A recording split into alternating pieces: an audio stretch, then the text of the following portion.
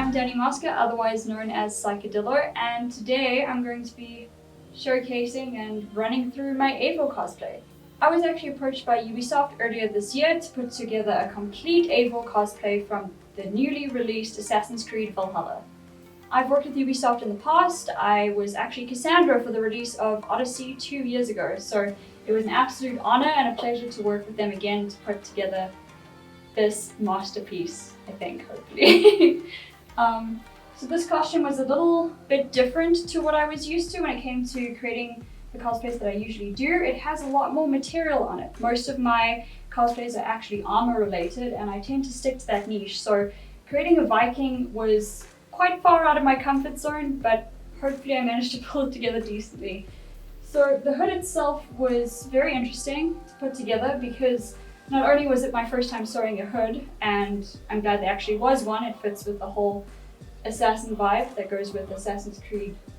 This hood actually has a bunch of panels on them. You would think it would just be one solid panel sitting across the entirety of the hood, but it has a number of them, which was interesting for someone who didn't have the correct templates and patterns for it. So I actually had to take a pre-existing hood that I had sitting at home and come up with a pattern that would not only fit as a hood over my own head, but fit within the reference guidelines. So that fits perfectly. It can extend, and it's actually attached to the fur shawl that Eivor has. So the fur itself was all cut together. This is all synthetic, so it is completely vegan friendly.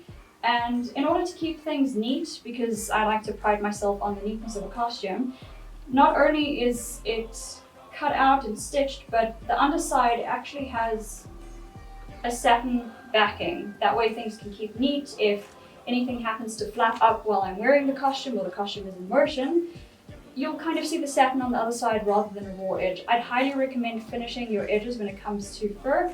It can be extremely tempting to just leave it as it is, but I promise the end result is definitely worth it. On the shawl, there's Eivor's brooch. So with this costume, another aspect of it that I was not used to was the amount of 3D printing that I put into this. This costume and this character's design that Ubisoft has come up with is highly intricate, probably the most detailed costume I've ever put together. So for a lot of the stuff like this brooch, I ended up 3D printing it for the sake of accuracy, the sake of neatness, and just to save time. So this is 3D printed, it's been completely painted and weathered by myself. And yeah, this shawl actually completely detaches from the overall costume, and from there I can show you some better details on it. Eivor has a lot of hardware on her. She has a bunch of belts, there's lots of leather as you would expect from a Viking. This shoulder piece, this strapping over here, was actually one of my favorite parts to work on because I've never worked on complete strapping that spans across the entire body, and just figuring out how that should sit because the cosplay guide wasn't too clear on how things should be since it was covered by the shawl that was on here. What's really nice about the strapping is that it kind of twists around the entirety of the body.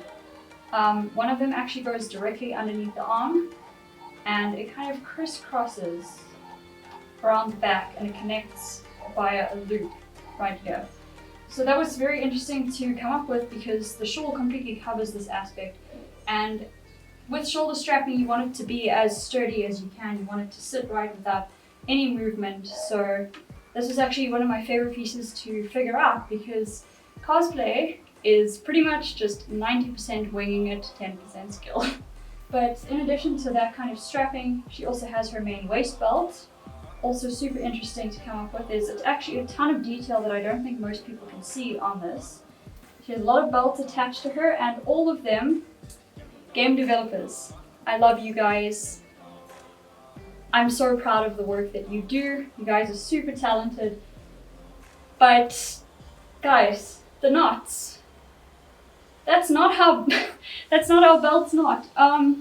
So a little pet peeve of mine, and I think anyone else who was doing Eivor as a cosplay, was these little belts that span across here. They don't knot properly. So that was actually quite interesting to come up with because as a cosplayer you want to do things according to the book, you want to do things according to the cosplay guide that they give you, especially when you are working with a company with Ubisoft, like Ubisoft directly. So I had to sit and I had to figure out how to get these belts to not only float in place as well, but not the way that they looked in game.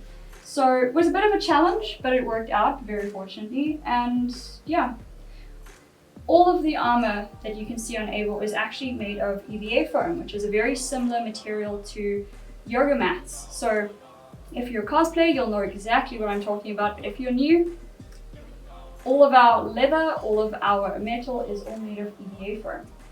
Yeah, all the other details, such as the little belt buckles, whatever these things are, the clasps, these belt buckles, everything is all 3D printed.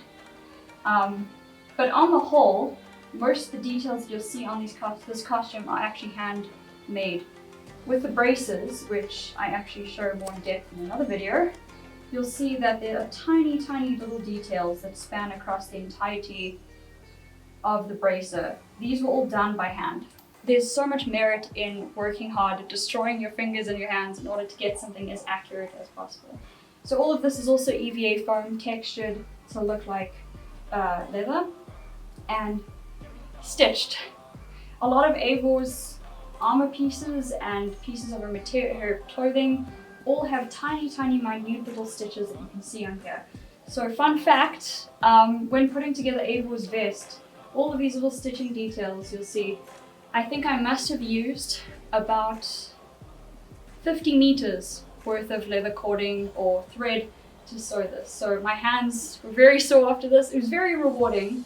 I don't know how much you can actually notice what's on here, but there's close to about 50 meters just on this vest alone, and then each bracer has 3 lines running down the center and the sides and then around. So as you can imagine, this costume has a lot of stitching. So if you're looking forward to cosplaying Eivor, just be warned, you're going to be doing a lot of threading. With the material, something that I haven't worked with as much as I have when it comes to EVA foam was weathering it. So Eivor is a Viking. She is a clan leader. She is a badass warrior. Clothing is all worn up, it's all chewed up. She's been in battle.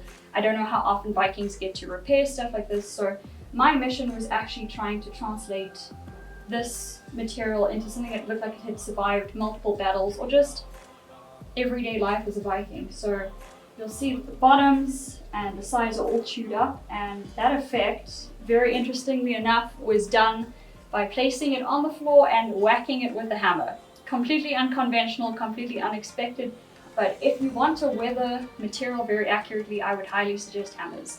What I did to try to get things as authentic as possible was I actually dropped this in the ground, in the dirt, and I just rubbed it everywhere. And same goes for the pants that aren't on the dummy, but I also rubbed those in mud, rubbed those in dirt, try to figure out if I had to land on my knees, where would the dirt be, where would things collect in between threads. That's how I weathered her. Eivor's axe. So I love props. Props are extremely fun to make, but for this, I stepped out of my comfort zone once again and I 3D printed the majority of it. So the actual head of the axe, the throat of the axe, and the pommel are all 3D printed. They came out very beautifully. And the rest is actually all EVA foam, so the same material that I made this out of. So one of the biggest challenges I faced with this axe was actually getting everything to look completely uniform, because like I said, this is made out of 3D printed filament, so it is plastic, it's super hard, whereas this area here is made out of EVA foam. Same goes for the wood section. So when you're working with 2 different materials, you want to get them as uniform as possible. So one of the biggest challenges I faced was weathering everything to look as close as possible, and I think I managed to get them remarkably similar, which is super exciting, and I think it worked out pretty well. So the actual axe is made out of PVC piping, and I had wooden dowel sticks sitting through the center to make sure that each individual part doesn't get completely destroyed. So that PVC pipe was covered in foam and then textured using a soldering iron to kind of burn the wood grain into the wood. You don't want to go too crazy with this kind of thing, but you do want enough differentiation between thin and thick lines for it to actually look like wood. This is the hidden blade, one of my absolute favorite parts of the costume. So I actually have a completely separate video on this coming up, and my collaboration with I'm D-Pain Reborn, and just how this beauty works and how I've implemented it in the costume. Guys, thank you so much for watching this video. If you did enjoy it, leave a like, comment down below. Actually, if you're wanting to make this costume yourself, let me know what you think of it.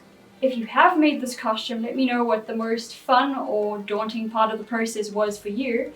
And don't forget to subscribe. I have a ton more content up on my socials, more cosplay, more everything.